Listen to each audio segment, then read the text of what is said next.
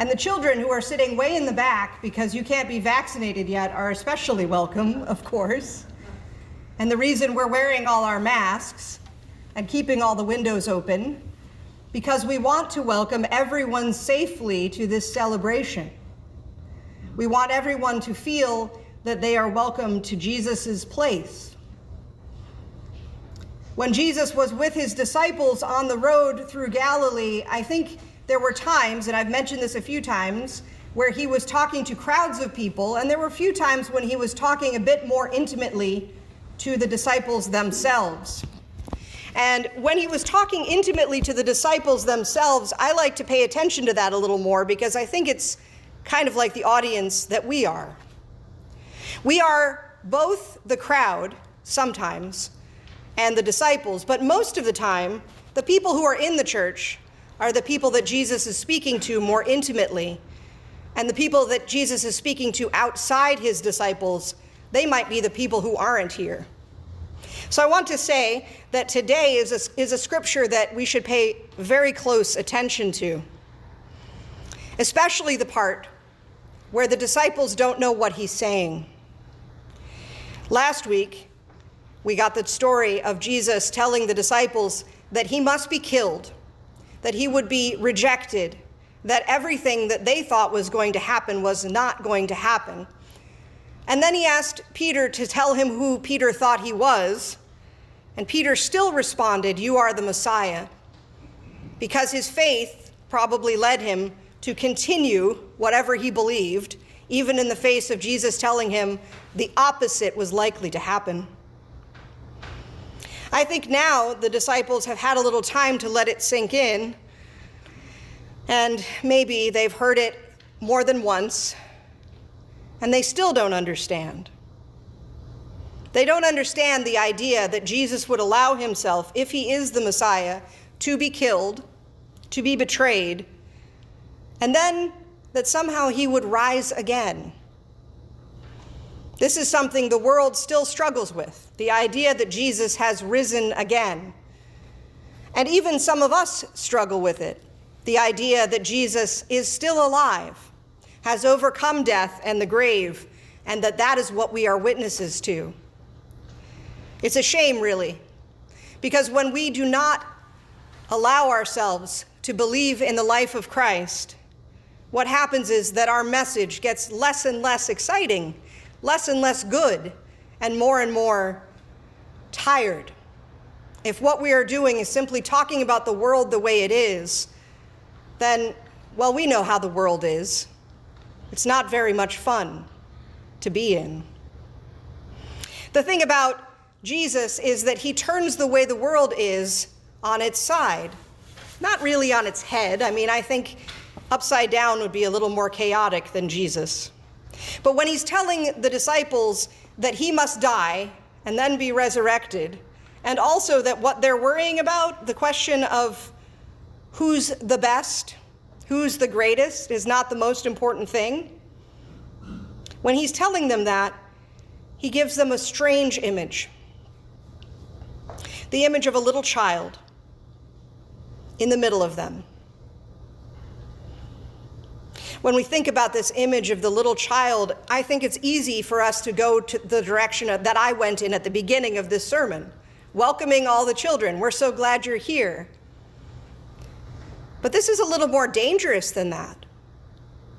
What is a little child doing in a group of people who are a whole bunch of single men, possibly a couple of single women? What is a child doing in the house, sitting there, listening to them? A child would not have the status to do that. Probably in the ancient Near East and in Jesus' time, the child would be somewhere else, possibly working, possibly playing, but not spending much time with adult men who have stopped in for a visit or who are staying in the house as guests of the people who live there. And yet, there is a child sitting there. Something about Jesus has indicated to the family of that child that their child can just stay, that they don't need to be going somewhere else. I think that Jesus must have spent a little time in different houses, and he must have been so welcoming and so open that people just realized that the things that they usually did didn't apply anymore, that they didn't have to stand on ceremony, that maybe they didn't have to wear the appropriate robe to be the crucifer, or they didn't have to have the right clothes on to come to church. I think Jesus in this moment is showing people not just that children are lovely and sweet and we should love them and welcome them, but that people who aren't normally present or that we don't normally think about are central to our mission. That it's not about us, that it's not about our status, that it's not about how many people come to church or how much money we have or whether we can keep up the buildings. It's about finding the people that are being forgotten and making them central. Children in this age were not thought of the way we think of children now, as precious creatures that we should nurture into all the sports that they can do, and all the activities that they can line up, and all the cookies that they can eat, and all those great things that get them to college and launch them into their lives. In Jesus' time, children were just sort of there until they grew up. I mean, I'm sure people loved their children. I'm sure that they tried to protect them as best they could, but there isn't much evidence that children were treated the way that we treat children now. And so it's important to think about who children were in Jesus' time. In Jesus' time, children were part of the household, possibly people who would be taking care of sheep, or learning a trade, or going out and going to the market and picking up things for their mothers. They weren't going to school. They weren't going to baseball practice. They weren't going to the store to buy themselves a video game. All of these things are great things that we do now for our children. But in that time, children were part of the economic process of living in a family. And they were not particularly adored in the way that they are now. So when Jesus says, "Whoever wants to be first must be last of all and servant of all, and whoever welcomes a child, such as this little child welcomes me," he's saying the least status-oriented person in the room is the one we should be paying attention to. In our modern age, it's common to think when we welcome people and we welcome Christ as a little child, that what we are doing is coming back to some sort of innocence, some place where we didn't have all of these things to worry about, like our jobs or our taxes or our politics, and we could just play and be together like little children do. But I don't think that that's the message that Jesus is actually giving to his small group of disciples in this room. The message he's giving them is, welcoming someone such as this requires you to let go of your preconceived sense of who has status. It goes back to the first part of the gospel. The first part of the gospel where they're worrying about who is the greatest and what will happen after Jesus dies. Probably who gets to be the leader of the movement after Jesus dies. Probably who gets to be the one in charge. The disciples are worrying about that because the first place our minds usually go when our leader says something like, "I'm not going to be around forever," is, how do I get the power that the leader has? How do I make sure that I'm in charge? That this turns out the way I want it to? That's our natural way of being. It's not the way children think usually. Even modern children aren't usually worried about who's in charge because they know they're not. But for adults, what we do when we think there's going to be a leadership vacuum or a power vacuum is try to figure out how to fill it. And that's a problem for Jesus. Because Jesus is not actually going away. Jesus is always going to be the leader of the movement. And so he needs his disciples to understand that they are never going to be the ones in charge, that they're never going to be the ones with status, that they are never going to be the rulers. In fact, that they will be the opposite. The problem that Jesus wants to avoid is the problem that we always have. That we strive for status, we strive for power, we strive for things. But if Jesus is still in charge of the movement, as he is now, that isn't what we should be doing. We should be striving instead for what James calls a life of righteousness, gentleness, willingness to allow the other to have their way.